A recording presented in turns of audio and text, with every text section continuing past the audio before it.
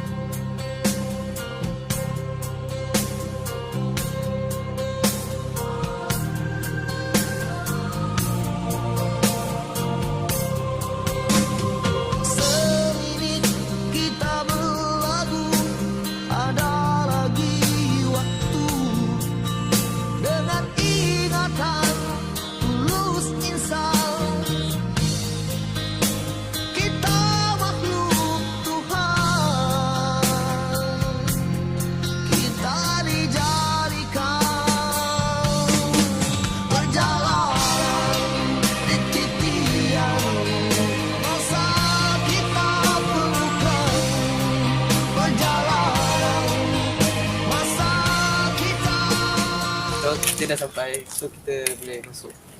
Jom.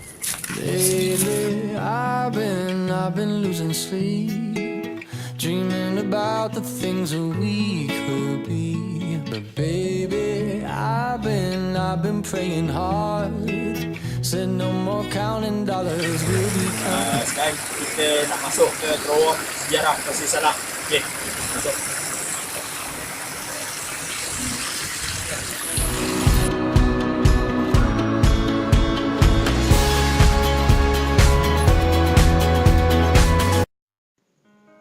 Terletak kira-kira 70 km dari Ipoh, Kompleks Sejarah Pasir Salak memberi penghormatan kepada pahlawan-pahlawan seperti Datuk Sago dan Datuk Maharaja Lela. Terdapat memorial yang didirikan untuk menghargai pengorbanan mereka dalam bentuk sundang iaitu pedang, satu replika berbentuk pisau yang digunakan dalam pembunuhan JWW Birch. Kompleks ini memberi penghormatan kepada mereka yang mengetuai penduduk tempatan menentang kuasa pentadbiran penjajah British. Ia merupakan tempat di mana api semangat kebangsaan Melayu mula bertiup setelah Residen British Perak JWW Birch dibunuh di tebing Sungai Perak. Ketegangan antara pentadbiran penjajah British dan orang Melayu meningkat. Ia menjadi bertambah buruk sehingga menjadi konflik terbuka yang akhirnya membawa kepada pengisytiharaan kemerdekaan negara.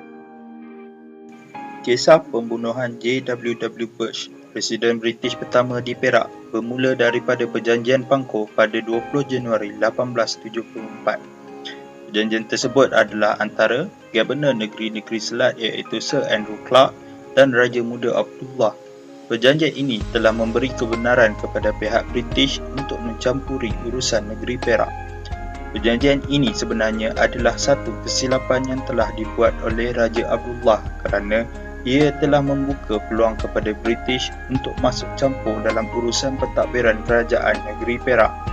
Kerajaan Inggeris telah menggunakan diplomasi yang mana mereka akan mengiktiraf Raja Abdullah sebagai Sultan Perak dan pada masa yang sama memaksa kerajaan negeri Perak menerima James Wheeler Woodford Birch JWW Birch sebagai residen British yang akan terlibat secara tidak langsung dalam urusan pentadbiran negeri Perak.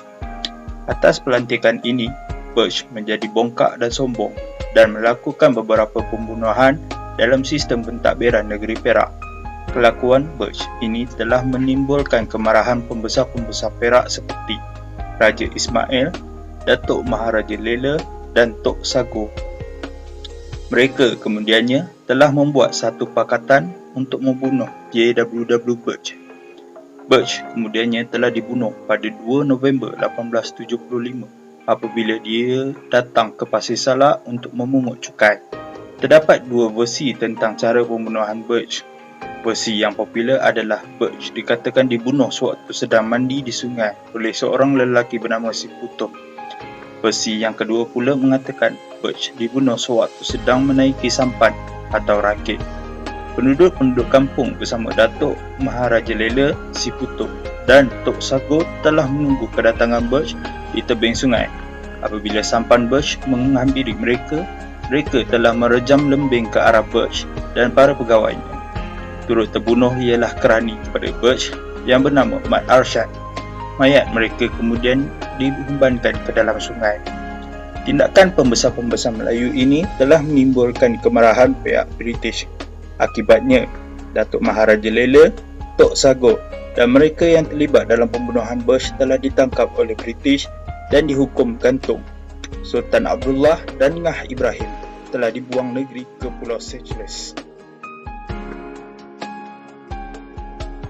Kompleks Sejarah Pasir Salak menempatkan beberapa monumen, sebuah galeri dan terowong masa serta beberapa makam penting.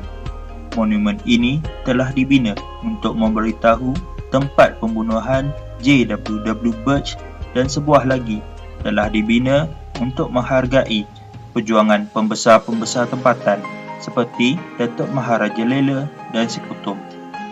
Terowong masa pula menempatkan rentetan sejarah dan peristiwa yang berlaku di Perak, khususnya Pasir Salak, bermula daripada penerimaan J.W.W. Birch sebagai residen sehinggalah pembunuhannya. Terdapat juga sebuah galeri yang menempatkan pakaian tradisional pembesar-pembesar Melayu dan penduduk tempatan ketika itu serta pelbagai jenis keris dan sundang. Di Kompleks Sejarah Pasir Salak juga ditempatkan beberapa makam pembesar yang telah dihukum gantung oleh British sebagai hukuman kerana membunuh J.W.W. Birch. Sebagai kesimpulan daripada projek yang telah kami jalankan di Kompleks Sejarah Pasir Salak, beberapa pengajaran dan iktibar daripada peristiwa pembunuhan J.W.W. Birch boleh diambil. Antaranya, kita hendaklah bersatu mempertahankan negara daripada ancaman dan campur tangan luar dengan bersungguh-sungguh. Kita juga dilarang sama sekali menjadi tali barut kepada musuh negara seperti yang terjadi kepada Mat Arsyad, orang Melayu yang menjadi kerani kepada J.W.W. Birch. Selain itu, kita hendaklah bijak dalam mengurus sesuatu masalah dan tidak mementingkan diri sendiri sehingga berlaku musibah.